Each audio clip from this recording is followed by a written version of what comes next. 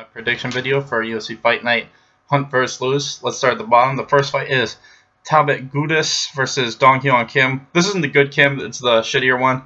I still think he's way better than Gutai.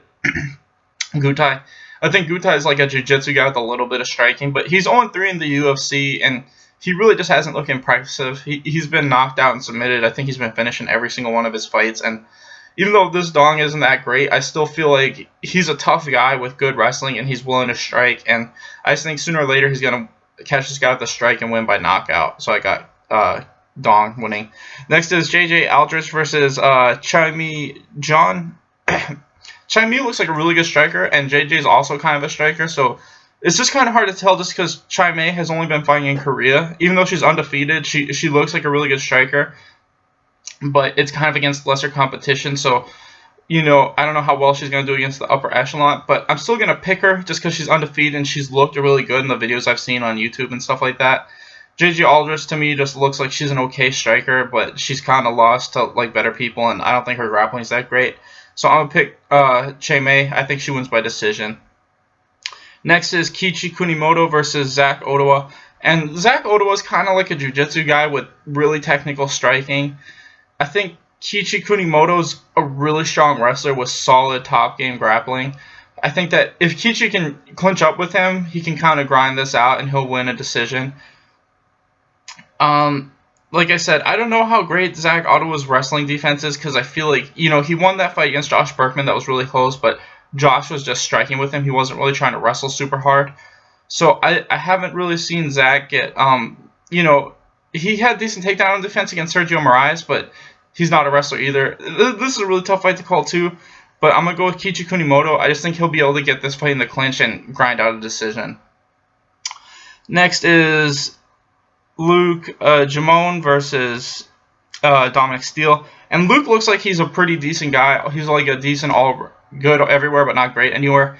I just think Dominic Steele's wrestling is just way too good. I think that Luke is, you know, like I said, he's just okay, but I think Dominic Steele's wrestling is just a really high level, and he's just going to be able to take this guy down and grind him out and win a decision. Next is John Moraga versus Askin Monastrain. I'm just going to call him Askin. Askin looks like he's a really solid up-and-comer. He's got really, really good jiu-jitsu and some pretty decent striking. John Moraga, he hasn't been really looking that good, very great. I don't know if he's towards the end of his career or not, but he just looks slower and his grappling doesn't look as good as it used to be.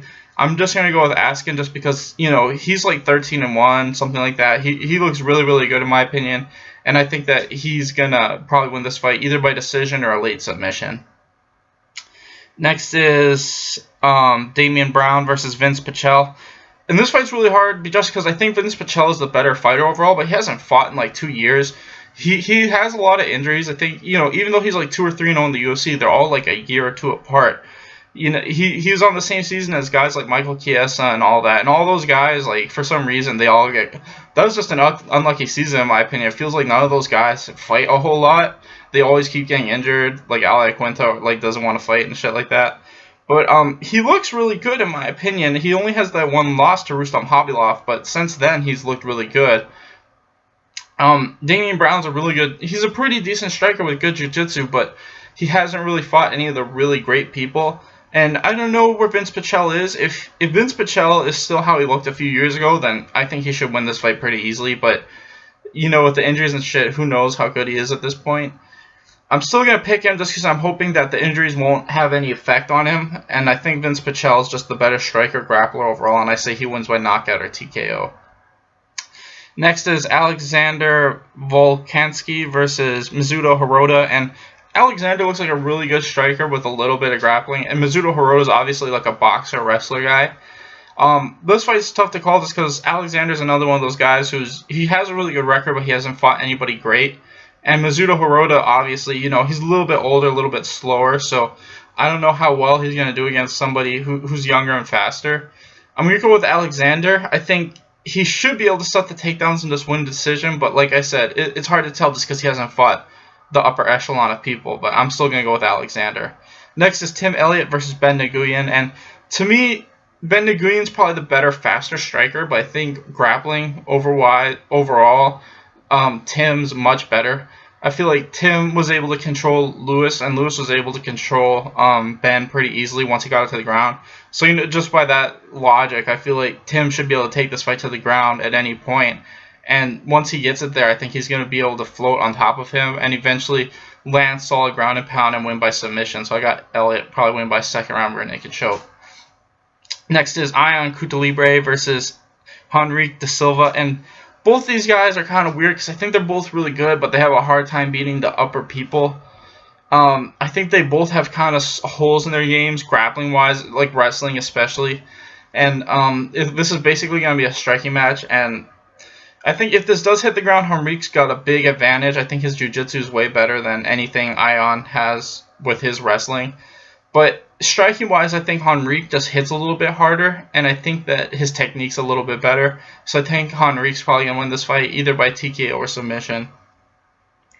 Next is Dan Hooker versus Ross Pearson, and I mean, I feel like Dan Hooker is really good, but he like gasses, and sometimes he doesn't. You know, I feel like once that first round passes, if the fight's not going his way, he tends to not. I don't think he's mentally weak. I think he just, for some reason, just can't win for whatever reason it is. I feel like if he can't get that like first, second round win, like if he's not winning, he just loses. And it's weird because he always puts up great fights. It's just he just can't win. Like if he's losing a fight, he just for some reason can't come back. And that's what I think is going to happen. If Ross Pearson can get the early lead on him, I think he's going to be able to win a decision. And I think Ross Pearson's got the speed advantage and the overall technique advantage. I think, you know, Dan's a little bit longer and taller and stuff, shit like that, but I think Ross Pearson's better overall striking technique and speed is going to get him the win. I say he wins by decision. Next is Derek Brunson versus Dan Kelly, and I mean, I like Dan Kelly. I think it's cool that he's able to kind of come back this late in his career, but I think that he has a major speed disadvantage in this fight, and I've seen Dan Kelly get taken down before by guys that are faster than him. I think that once the fight slows down, he's able to stop takedowns really good because his judo technique is better than most guys wrestling, but if guys have a big speed advantage over him, they're able to get in on him quick before he can even attempt to stuff it because, like I said, he's older and slower, and that's just what I think is going to happen. I think they're going to be striking for a little bit, but sometime in that first round, Derek Brunson is going to hit a takedown sooner or later, and once he gets in that top position, he's just going to TKO Dan Kelly, which is unfortunate because I like Dan Kelly, and I honestly think if he could get through that first round and a half, he could probably win like a decision or maybe a TKO, but I just don't see that happening. I think Derek Brunson is going to get early takedown and just TKO him with ground and pound. Finally, we got Derek Lewis versus Mark Hunt, and these guys fight really similarly. I think that Mark Hunt's a little bit better overall. Derek Lewis is obviously younger and is a bit more willing to throw combinations and shit like that. I think that Mark Hunt is more conservative with his energy. I think they're both kind of the same grappling-wise, where they're not the greatest grapplers ever, but they have really good tricks at getting back up and sweeping and, you know, turning and crap like that. They're both really good at getting up and kind of like creating a scramble to wind up on top. So I think this fight is honestly going to be a striking match primarily, and I think Derek Lewis probably has a little bit of an athletic edge, but I think Mark Lewis has a big advantage in the overall striking department. And I think it's just I think this fight might honestly go the distance, or it's going to be a late finish. Either way, I'm going to go with Mark Hunt. I think Mark Hunt is going to kind of be able to do what Travis Browne did, except for I don't think he's going to get caught like Travis did. I think he'll be able to kind of survive in the pocket when Lewis is unloading on him, and he'll kind of just wait for him to punch himself out, like Travis Browne was doing. And I think eventually Derek Lewis is going to slow down, and once he slows down and there isn't such a big speed advantage for him, that's when Mark Hunt's going to unload on him and probably knock him out. Anyway, thanks for watching, guys. Please like and subscribe.